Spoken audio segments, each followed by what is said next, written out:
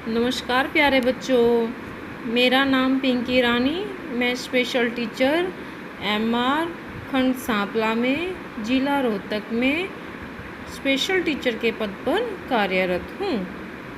बच्चों, आप सबका घर से पढ़ो कार्यक्रम में फिर से स्वागत है। जैसा कि आप जानते हो कि हर वीडियो के माध्यम से हम हर क्लास के बच्चों का कोई ना कोई जो है वो टॉपिक क्लियर हमें आसान बनाना होता है वीडियो के माध्यम से। तो बच्चों, आज फिर मैंने आपके लिए कक्षा 7 का सामाजिक विज्ञान का एक टॉपिक जो है लिया है कार्य पुस्तिका से, जो कि खंड 2 का एक भाग है। इसका मैंने जो है एक टॉपिक आप सबके लिए चुना हुआ है। बच्चों, ये मेरी जो बुक है मैंने चूज़ करी है, ये लार्ज प्रिंट बुक है, ताकि जो बच्चे VI कैटेगरी के हैं, विजुअल इम्पेयर्ड हैं, या जिनको देखने में थोड़ी सी समस्या का सामना करना पड़ता है, वो बच्चे भी जो हैं इसको आसानी से पढ़ सकें। तो बच्चों, चलें ज़्यादा देर ना करते हुए हम सीधा टॉपिक पे आते हैं। मेरा जो आज का टॉपिक है वो कक्षा 7 सामाजिक विज्ञान का अध्याय नंबर 4 है, जिसका लिया गया है लड़के और लड़कियों के रूप में बड़ा होना। अर्थात लड़के और लड़कियों के रूप यानी उन दोनों के स्वरूप में भी, जैसे आप सब जानते हो कि हमारे समाज में, हमारे गांव में, शहर में बहुत सारे ऐसे लोग हैं जो आज भी कहीं ना कहीं लड़के और लड़कियों के आपस में भेदभाव करते हैं। जैसे लड़कियों को ये काम करना है, लड़कों को वो काम नहीं करना, लड़कियों को ये काम नहीं करना, लड़कों को ये करना है, लड़कों को ज़्यादा खाने के लिए देते हैं, लड़कियों से काम ज़्यादा करवाते हैं, परंतु उनको खाने के लिए कम दिया जाता है। हालांकि आजकल के समय में जो है सरकार द्वारा बहुत सारी जागरूकता फैलाई गई है और बहुत सारे पेरेंट्स जो हैं अपने बच्चों को के बारे में इस तरह से भेदभाव नहीं रखते। परंतु अगर कहीं पे इस तरह से भेदभाव लड़के और लड़कियों के बीच में किया जाता है, तो उसके लिए भी सरकार ने एक नियम बनाया है, जिसका नाम है समानता का नियम। तो बच्चों, आज हम एक छोटी सी कहानी के माध्यम से इसको हम स्पष्ट करेंगे कि कैसे लड़के और लड़कियों के बीच में पहले भेदभाव किया जाता था, अगर आज भी किया जाता है तो कैसे किया जाता है। देखो, ये दिखा रखा है, बेटी है, ये पिताजी हैं। बेटी कहती है अपने पिताजी को, पिताजी मैं पास हो गई, मैं आगे पढ़ने के लिए शहर जाऊंगी, आप भेजेंगे ना पिताजी। वो अपने पापा को कहती है, अपने पिताजी को कहती है कि मैं पास हो गई हूँ, मैं आगे पढ़ना चाहती हूँ, तो आप सब मुझे पढ़ने के लिए भेजोगे या नहीं भेजोगे। तो पिताजी कहते हैं, नहीं बेटी, गांव की बात थी तो मैंने पढ़ा दिया, अब तो अपनी माँ के काम में हाथ बटाओ। पिताजी ये कहते हैं कि मैं तुम्हें आगे नहीं पढ़ा सकता, गांव की बात थी तो मैंने थोड़ा बहुत तुम्हें पढ़ा दिया, अब शहर जाने के लिए तुम पढ़ रही हो, यहाँ पे गांव में तो यहाँ तक इतने तक ही स्कूल हैं, आगे की पढ़ाई के लिए तुम्हें शहर जाना पड़ेगा, तो वो मैं नहीं पढ़ा सकता। तो फिर ये पिताजी हैं जो अपने भाई से या किसी साथी से इस बारे में सलाह मशवरा करते हैं, डिस्कस करते हैं। नहीं भैया, पहले से ही गांव वालों की बुराई ली हुई है। वो कहता है, भैया उसकी पढ़ाई की इच्छा है तो पढ़ने दो ना, फिर शहर क्यों, कोई ज़्यादा दूर भी तो नहीं है। अब इसका जो है भाई, वो इसको कहता है कि इसको अगर ये पढ़ना चाहती है तो इसको पढ़ने दें। फिर वो ये कहता है कि नहीं भैया, गांव वालों की पहले बुराई ले रखी है, मैंने इसको स्कूल में भेज के यहीं पे। फिर पिता जो है फिर लंबी सांस लेता है, अब तो राम सुमन यानी जो ये इसको कहता है, इसका नाम राम सुमन है, कोई ठीक ठाक लड़का हो तो बताओ, जवान लड़की घर पर बैठी है, कोई अच्छा खाता पीता घर मिल जाए तो इसके हाथ पीले कर दूं। फिर वो राम सुमन फिर कहता है, ठहरो भैया, उसे पढ़ने दो, और अभी उसकी उम्र ही क्या हुई है, बेचारी 14 वर्ष की तो है। ये दोनों की भाइयों की आपस में जो है इसको पढ़ाई के लेके बहस हो रही है। वो उसको समझा रहा है राम सुमन, परंतु वो मान नहीं रहा। फिर राम सुमन तुम नहीं समझते, 14 साल की हो या 4 साल की, आखिर पीले हाथ तो करने ही हैं। और फिर मैं आके पढ़ा लिखा दूंगा और नौकरी भी लगा दूं तो भी आखिर इसको पराए घर ही जाना है।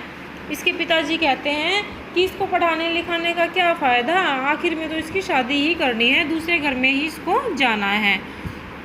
फिर वो कहता है लेकिन भैया इतनी जल्दी क्यों बेचारी का जीवन बर्बाद करते हो, है ना। ये दोनों देखो फिर आपस में बहस कर रहे हैं पढ़ाई को लेके। उसका लड़की का जो चाचा है वो उसको ये कहता है कि पढ़ा दो आगे, परंतु उसके पिताजी उसको मान नहीं रहे हैं बिल्कुल भी। वो कह रहे हैं कि नहीं, मैं नहीं पढ़ाना चाहता इसको। लेकिन कुछ नहीं राम सुमन, लड़की की पढ़ाई पर खर्च तो करना मूर्खता है। अगर मुझे खर्च करना ही है, पढ़ना ही है, तो मैं अपने बेटे लालू को पढ़ाऊँगा, आखिर वही तो मेरे काम आएगा। यानी ये कहता है कि अगर मुझे खर्च करना है उसकी पढ़ाई पे तो मैं अपने बेटे को पढ़ाऊँगा, क्योंकि बेटा तो उसको वहीं पे रहेगा, नौकरी लगेगा, सारी उम्र उसको कमा के देगा। और ये कहता है कि बेटी तो सारा पराया धन होती है और वो पढ़ा लिखा के नौकरी लग के अपने घर चली जाएगी, ससुराल चली जाएगी। तो बच्चों आपने देखा अभी कैसे एक लड़की की पढ़ाई के ऊपर दोनों पक्षों में, यानी लड़की के पिता में और लड़की के चाचा में कैसे बहस हो रही है। लड़की का चाचा चाहता है कि बच्ची को आगे पढ़ाया जाए, परंतु लड़की का पापा इस चीज़ के लिए बिल्कुल भी तैयार नहीं है। इसके लिए जो है हम एक यहाँ पे हम थोड़े से जो हमारे प्रश्न हैं उन पे हम डिस्कस करेंगे। इसमें दिया हुआ है क्या पिताजी अपने बेटे और बेटी में भेदभाव कर रहे थे और कैसे। बच्चों आप लोग बताओ, आपने देखा अभी हमने वो कहानी पढ़ी, क्या पिताजी अपने बेटे और बेटी में भेदभाव कर रहे थे। अरे वो तो स्पष्ट दिखाई दे रहा है हमें, भेदभाव कर रहा था। तो हम उसमें लिखेंगे हाँ भेदभाव कर रहे थे। कैसे कर रहे थे, यानी कि पिताजी जो है वो अपनी लड़की को आगे पढ़ाना नहीं चाहते और अपने बेटे को आगे पढ़ाना चाहते हैं। तो ये भेदभाव हो गया ना, स्पष्ट रूप में बिल्कुल साफ दिखाई दे रहा है। तो फिर दूसरा प्रश्न आता है पिताजी अपनी बेटी को आगे क्यों नहीं पढ़ाना चाहते थे। बताओ बच्चों क्यों नहीं पढ़ाना चाहते थे। अभी हमने वो कहानी पढ़ी है छोटी सी, हाँ बिल्कुल, आप सब कहानी को दोबारा भी पढ़ सकते हो, उस कहानी में से ही इनके जो है उत्तर वो ढूंढ सकते हो।